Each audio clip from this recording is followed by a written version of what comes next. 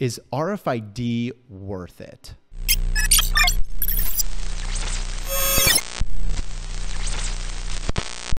That is such a loaded question, and it could have truly a million different answers.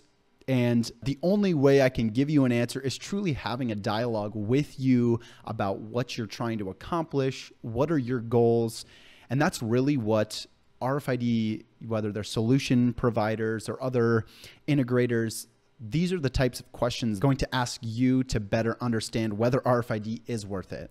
So the first would just be, what are your goals? What are you trying to accomplish? There's many different industries that RFID can play a role in and really optimize your business models. But the question I always ask is, what are you looking to get from RFID technology? And that is going to help determine whether RFID is worth it or not.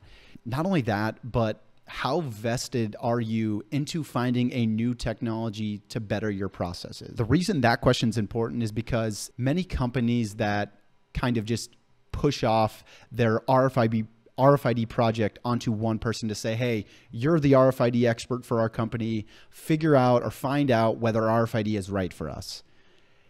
Those types of companies or applications that start off with that type of approach typically don't pan out in the long run, because RFID isn't a one-person job. It needs to be a company all putting their heads together to say, hey, is RFID the right approach? And if it is, how are we going to implement it into our business model to make sure that we get the return we're looking for? It has to be a strategic approach to really determine if RFID is worth it. But in short, yes, RFID can be extremely beneficial for your company.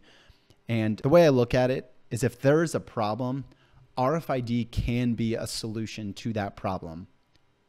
Now, don't quote me to say RFID is the solution for every problem, but I'm a firm believer that if you're creative enough, RFID can be a solution for you. But there may be other technologies that are a better solution than RFID. But if you've already invested in RFID, likely you can be creative and find a way to use RFID to your advantage.